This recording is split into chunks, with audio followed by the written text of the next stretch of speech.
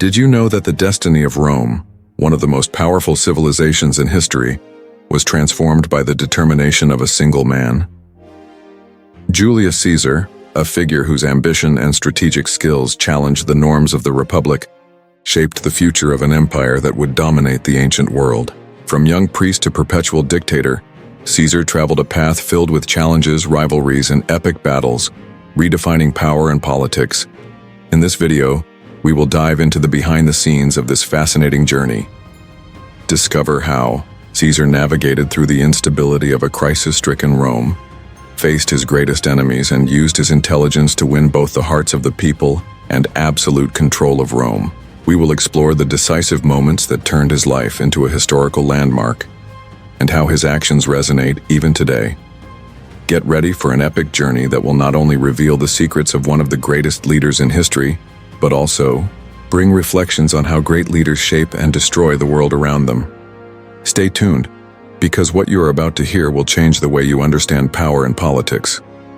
In the 1st century BC, the Roman Republic faced internal collapse, rampant corruption, growing social inequalities, and fierce rivalries among the senatorial elite created a landscape of political instability.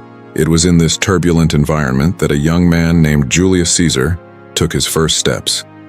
Ambitious and shrewd, Caesar quickly realized that survival and success required not only courage but also a strategic understanding of the political game.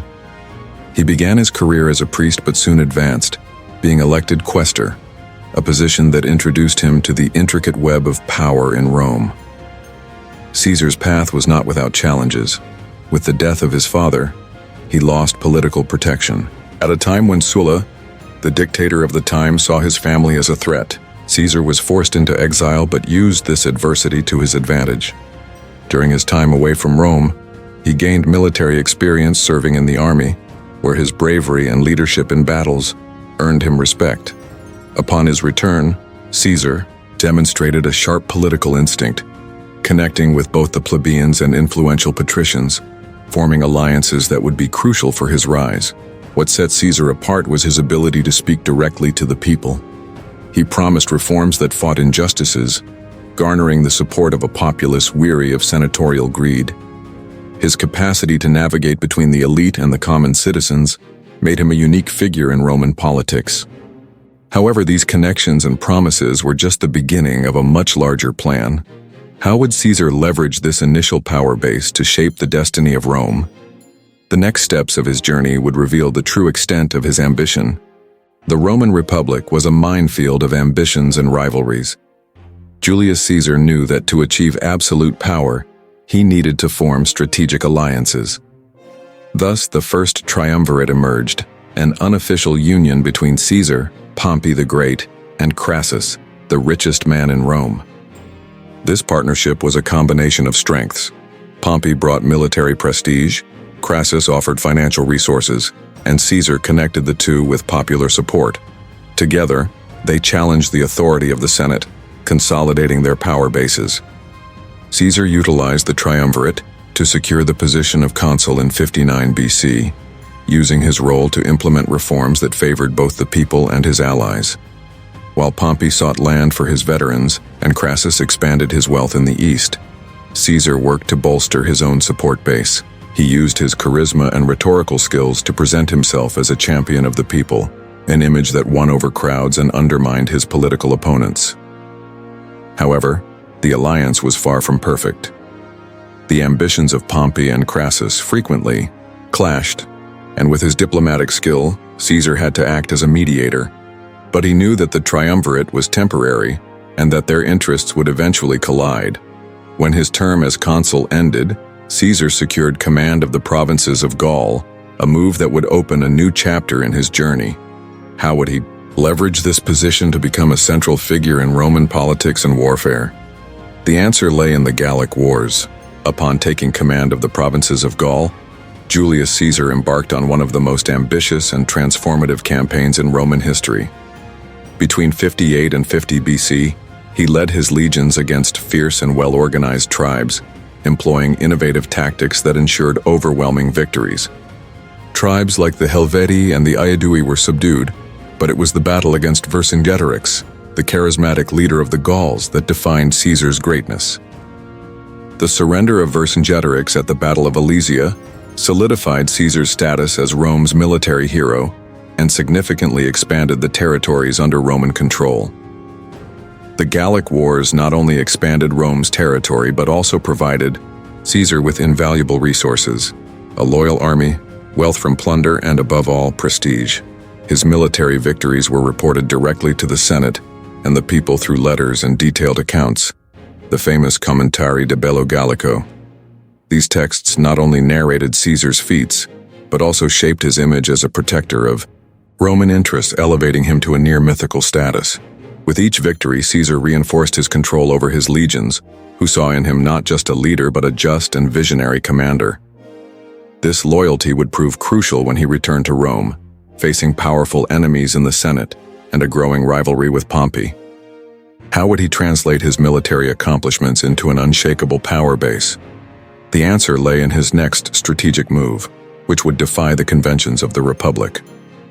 As he led his legions in the Gallic Wars, Julius Caesar understood that victories on the battlefield needed to be accompanied by careful control of the narrative in Rome. It was with this purpose that he wrote the Commentari de Bello Gallico, a series of detailed accounts of his campaigns. Written in a direct and engaging style, the texts were widely distributed among the Senate and the people, presenting Caesar as a fearless leader indispensable for the protection and expansion of Rome. The commentary were much more than historical accounts. Caesar used this work as a propaganda tool, carefully crafting his public image. He exalted his victories, minimized defeats, and portrayed the Gauls as threatening barbarians, which justified his military actions. His skilled writing made readers view his campaigns as a necessary and glorious undertaking, and his leadership as vital for the security of Rome. In addition to bolstering his popularity among the masses, the commentary placed his political opponents in a difficult position.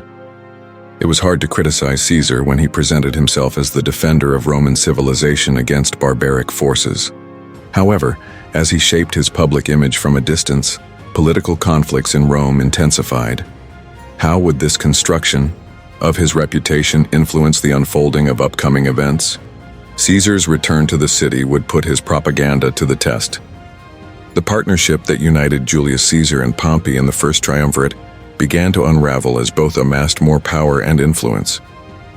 The death of Crassus in 53 BC destabilized the balance of the alliance, leaving Caesar and Pompey on opposing sides of an increasingly dangerous political game. Pompey, once Caesar's ally, began aligning himself with the Senate, which feared Caesar's growing power and sought to weaken him. This shift turned former allies into deadly rivals. Tensions between the two reached a critical point when the Senate, under Pompey's influence, ordered Caesar to relinquish command of his legions in Gaul and return to Rome as a private citizen. For Caesar, this order was not only an affront but also a deadly risk, for without his army, he would be vulnerable to accusations of treason and the loss of his political power. Determined not to yield, Caesar initiated a series of political maneuvers and strategies to prepare for an inevitable confrontation.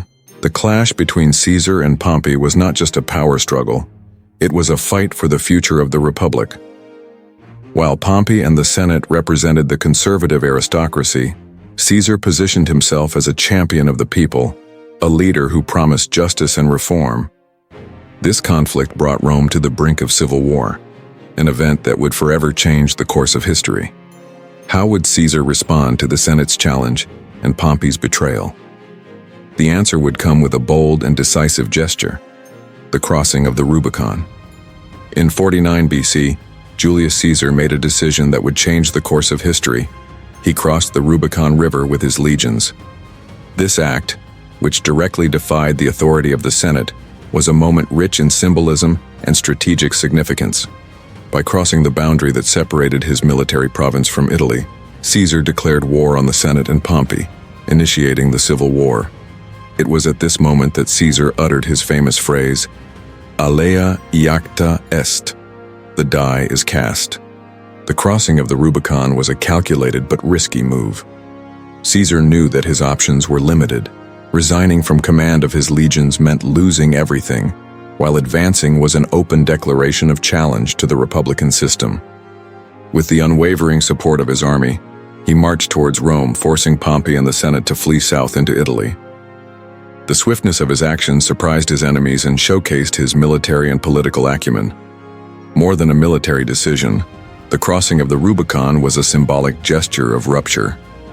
It represented the end of any attempt at reconciliation between Caesar and the Senate and marked the beginning of a direct confrontation for control of Rome. With popular support and the loyalty of his troops, Caesar advanced as a man determined to shape the destiny of Rome. But how would Pompey react to this bold challenge? The final confrontation was just beginning. The civil war between Julius Caesar and Pompey began in 49 BC, plunging Rome into a conflict that would divide the Republic. Pompey, backed by the Senate and conservative forces, possessed the resources and military structure of the Republic. Caesar, on the other hand, led an experienced and loyal army, composed of soldiers who viewed him as a visionary and just leader. More than a military contest, this war represented an ideological confrontation. For the future of Rome, Caesar quickly demonstrated his strategic superiority. In a campaign marked by speed and precision, he advanced over Italy, forcing Pompey to retreat to Greece. Even when outnumbered, Caesar compensated with his ability to mobilize troops and win popular support.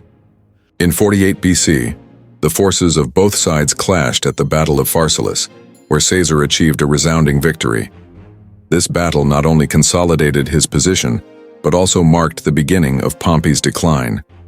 After the defeat, Pompey fled to Egypt seeking refuge but was betrayed and assassinated, a fate that symbolized the collapse of organized opposition against Caesar. With Pompey out of the picture, Caesar became the most powerful man in Rome, but new challenges awaited him. His arrival in Egypt and involvement with Cleopatra would not only expand his influence, but also bring unexpected consequences for his trajectory and the history of Rome. How would Caesar deal with this new scenario? When Julius Caesar arrived in Egypt in 48 BC, he found a kingdom divided by a power struggle between Cleopatra and her brother, Ptolemy XIII. Demonstrating his diplomatic and strategic skill, Caesar quickly supported Cleopatra, recognizing her as an ally who could strengthen his position both in Egypt and in Rome. This alliance was not only political but also personal, resulting in a relationship that would profoundly mark the history of the Mediterranean. Cleopatra, a charismatic and cunning leader, used Caesar's support to consolidate her control over the Egyptian throne. The partnership yielded strategic benefits for both. Cleopatra maintained power in Egypt, and Caesar secured a crucial political and military base in one of the wealthiest regions of the ancient world. Together, they defeated Ptolemy III at the Battle of the Nile, eliminating opposition and expanding Caesar's reach in the region. This alliance brought immense benefits but also raised tensions in Rome. Caesar's relationship with Cleopatra sparked reactions from both his allies and political enemies, who viewed the Egyptian queen as a foreign influence over the Roman leader. While Caesar strengthened his position in Egypt, the situation in Rome remained unstable. How would he deal with the challenges of governing an increasingly fragmented republic upon his return to the city? The answer lay in his definitive transformation into a dictator. After his victories in Egypt and the collapse of the opposition led by Pompey, Julius Caesar returned to Rome as the most powerful man in the Republic. In 44 BC, he assumed the title of perpetual dictator, concentrating all powers that had previously been shared between the Senate and magistrates into his hands. Under the pretext of restoring order and implementing necessary reforms, Caesar dismantled republican practices and established a regime that approached a monarchy. Caesar introduced reforms that promised to benefit the population, such as land, redistribution, inflation control, and the expansion of citizenship to provincial peoples. These measures solidified popular support but also undermined the power of the senatorial elite, which felt marginalized. The Senate, now subordinated to Caesar's will, became increasingly irrelevant, fueling resentment among aristocrats who feared for the survival of the Republic. Although Caesar presented himself as a reformer in times of crisis, his concentration of power generated suspicions that he planned to become king. a title abhorred by Roman Republican tradition. As his actions divided opinions, political tension reached a breaking point. The senatorial elite, unable to accept their loss of influence, began to plan an act of resistance. Discontent grew, and Caesar's figure, once seen as a savior, began to attract powerful enemies. How would he handle these opposing forces forming within the very heart of Rome? Julius Caesar used his power to implement a series of reforms that would redefine Rome's political and social structure. One of his most notable changes was the creation of the Julian calendar, which corrected the accumulated errors in the previous system and established a time framework that would be used for centuries. This reform, while seemingly simple, symbolized his ability to bring order to a chaotic system. Additionally, he promoted economic measures, such as debt reduction and land distribution, seeking to stabilize the economy and win the masses' support. Another significant change was the expansion of Roman citizenship. Caesar extended this right to provincial peoples, a strategic decision that consolidated Rome's control over these regions and created a new class of citizens loyal to him. He also reorganized the Senate, increasing the number of members and including representatives from the provinces. This move weakened the exclusive dominance of the traditional aristocracy, but also generated tension among the old senators, who viewed the expansion as a threat to their influence. Although presented as solutions to the Republic's problems, these reforms also served to consolidate Caesar's power. Each decision reinforced his position as the supreme leader while marginalizing his political opponents. However, the impact of these changes went beyond the immediate present. Caesar was laying the groundwork for a model of government that would be adapted by the future Roman Empire. But how far could these transformations be tolerated by an elite that saw Caesar's dictatorship as the end of the Republic? The answer would soon be revealed in an event that would change history forever. Julius Caesar understood that to consolidate his power, military conquests and political reforms were not enough. It was necessary to win hearts and minds. Thus, he invested in building a cult of personality, presenting himself as Rome's savior. Monuments, statues, and even coins bore his image, an unprecedented feat for a Roman leader. He portrayed himself as a man chosen by the gods to restore the Republic's glory, a message that resonated deeply among the people. Caesar also utilized religious ceremonies and prestigious titles, such as Pontifex Maximus, to reinforce his position. He organized festivals and public celebrations that exalted his achievements, creating a narrative of unquestionable greatness. For many Romans, he was more than a leader. He was an almost divine figure symbolizing stability amid chaos. This strategy not only ensured popular support, but also made it difficult for his political opponents to articulate opposition without appearing as traitors to the people. However, Caesar's cult of personality had a dangerous side effect. Many senators viewed his actions as a direct attack on Republican traditions, interpreting his personal exaltation as an attempt to establish a monarchy.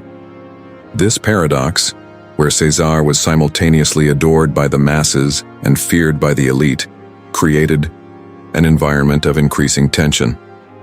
The higher Caesar rose in the people's eyes, the more pressured his enemies in the aristocracy felt to act. How would this almost divine adoration affect the fate of Caesar and the Republic? As Julius Caesar accumulated power and solidified his position as dictator, discontent among the senators reached its peak. Many aristocrats saw Caesar's actions as not just a threat to the Republic, but as a definitive break with the traditions that defined Roman governance. For them, Caesar was replacing republican balance with an authoritarian regime masked by reforms.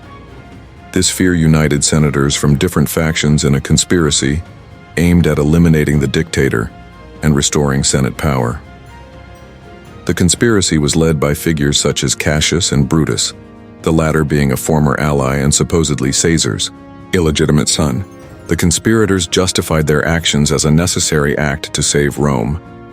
Despite their personal disagreements, they agreed that the centralization of power in Caesar was unsustainable and needed to be interrupted before he declared himself king, a title loathed by Roman tradition. The plan gained momentum as discontent festered among the senatorial elite. Caesar, confident in his popularity and the support of his soldiers, seemed to ignore the signs of discontent. He continued to implement reforms and consolidate his position, unaware that his excessive confidence created the perfect opportunity for his enemies. This conspiracy would culminate in one of the most dramatic events in Roman history. How did the senators plan to overcome the control and power of such an influential man? The answer would arrive on the fateful Ides of March. On March 15th, 44 BC, the famous Ides of March, the conspiracy against Julius Caesar reached its climax. Under the pretext of a regular meeting in the Senate, more than 60 senators, led by Cassius and Brutus, prepared an ambush for the dictator. Caesar, confident in his position and ignoring countless warnings of danger, attended the meeting without any security measures. The outcome was one of the most dramatic and symbolic moments in Roman history. In the Senate, Caesar was stabbed repeatedly by his political enemies, dying before those he believed he controlled. According to tradition, his last words were directed at Brutus. "Et tu, Brute?" An expression of surprise and betrayal that symbolizes the collapse of the political alliances that sustained his power. Caesar's death was not only an act of violence but a direct blow to the ambitions of a man who seemed unstoppable. However, Caesar's assassination brought unexpected consequences. The conspirators hoped that his death would restore the Republic, but instead it plunged Rome into even greater chaos. The people who saw Caesar as a hero were outraged, and political tensions intensified. Far from resolving the Republic's issues, the act triggered a new phase of conflicts and marked the beginning of the end of the Republican system. What the conspirators underestimated was the impact of the void left by Caesar, a space that would be contested by his heirs and allies. Julius Caesar's assassination did not bring the stability that the conspirators expected. On the contrary, his death triggered a chain of events that plunged Rome into a new wave of civil wars.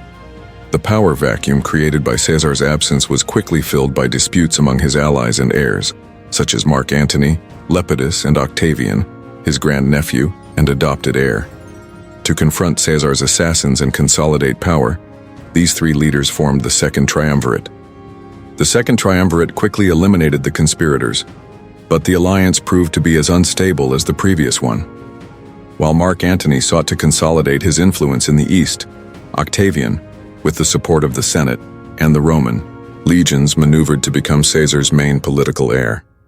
The confrontation between Antony and Octavian culminated in the decisive Battle of Actium in 31 BC, where Octavian emerged victorious, marking the end of organized opposition and paving the way for a new regime. With the defeat of his rivals, Octavian took the title of Augustus and became the first emperor of Rome. The Republic, already weakened, was finally replaced by a centralized empire. Caesar's reforms, originally conceived to stabilize the Republic, were adapted to sustain the new imperial regime. The assassination of Caesar, far from halting the centralization of power, paved the way for a completely transformed political system. But how would Caesar's figure continue to influence the Roman world and beyond? His legacy would be both an inspiration and a warning for future generations. Julius Caesar left a legacy that transcended his death, shaping the course of history in Rome and the world. His political reforms, military conquests, and visionary strategies laid the groundwork for the transition from Republic to Roman Empire. Although he never officially took the title of emperor, his actions created a model of centralized power that his successors would follow. His name became synonymous with supreme authority, influencing titles like Kaiser in Germany and Tsar in Russia. Caesar not only transformed Rome politically, but also redefined leadership. He demonstrated how charisma and strategic skill could overcome the institutional limitations of his time.